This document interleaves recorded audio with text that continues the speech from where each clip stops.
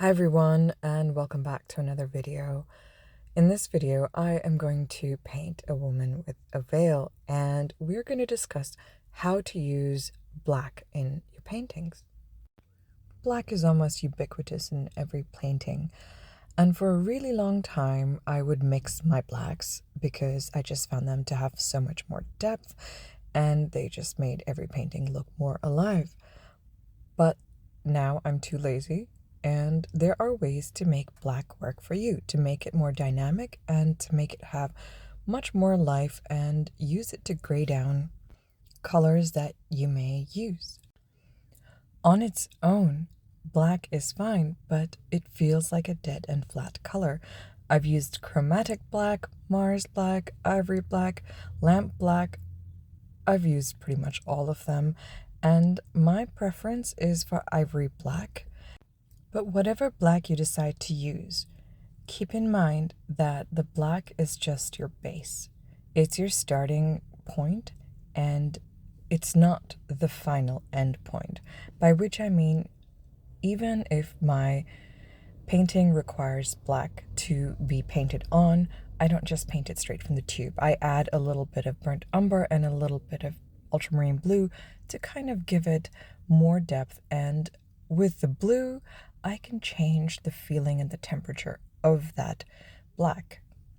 In this painting, I have large swaths of the canvas that are going to be black, but I couldn't just make them a black alone.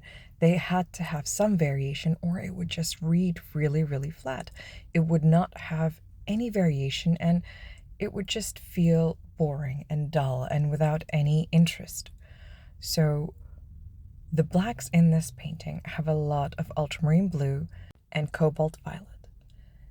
I even have black with a little bit of yellow ochre to gray down and to make it a little bit more green so I could use it on the skin tones.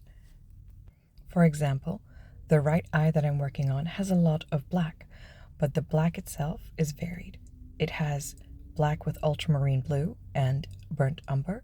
It has black with terra rosa, which is like a reddish black, and black with yellow ochre.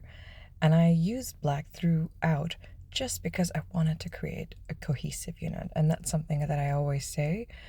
But repeating a color and knowing how to repeat a color is essential in creating a cohesive visual story. I'm working wet into wet, especially on the top part of the veil where the head is reflecting a lot of light. And I'm working wet and wet because I want to push color into wet color and mix it right there. Adding detail over black can be tricky because the black can muddy your color. It can gray it down or it can make it even feel greenish, and you don't want to do that. So work in layers and remember to put your thinnest layer first. You can always add thicker layers of paint on top and achieve your final result.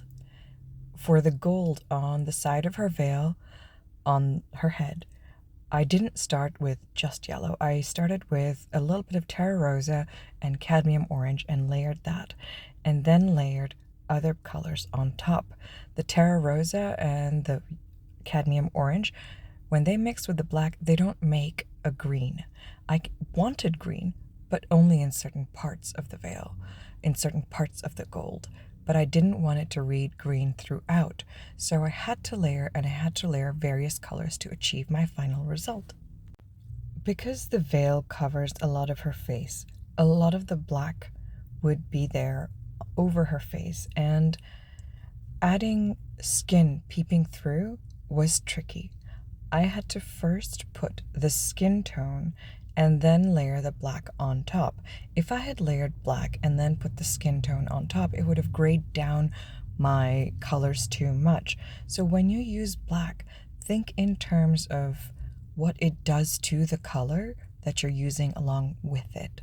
If you're layering black over something, will it gray down the color too much? Will it change the color and the temperature too much for you to achieve the result that you want? And if that is what happens, how can you circumvent that?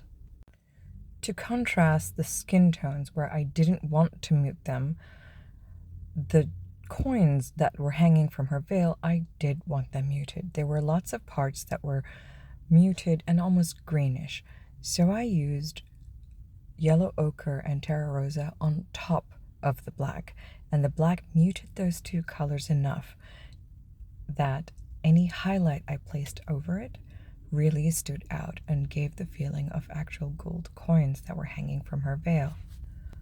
A lot of the veil is a vast expanse of black, and it's really easy and tempting to just use the plain black from the tube and call it good. I mean, it reads black, why would I not use that? But the reason you don't just take the black from the tube is because it becomes really flat and uninteresting really fast. I used a lot of burnt umber and ultramarine blue and a little bit of king's blue to create variation and to make the black a little bit cooler. And to make the black warmer, I used terra rosa.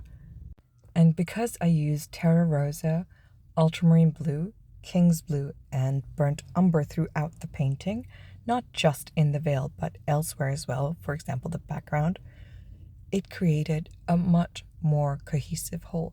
And that's what you want for a painting. You want it to look synchronous. You don't want it to have something that stands out not in a good way. You want it to feel part of a whole, and you want it to feel intentional. And that's what repetition does for a painting. Sometimes when I'm dealing with a color that is so prominent in a painting, I like to really squint, take a couple of steps back, and look at the painting as a whole. I take in temperature, I take in tone, I take in hue, but I don't take in detail, and that really helps simplify a painting. That way I am able to give an accurate representation without getting lost in all the detail that I see.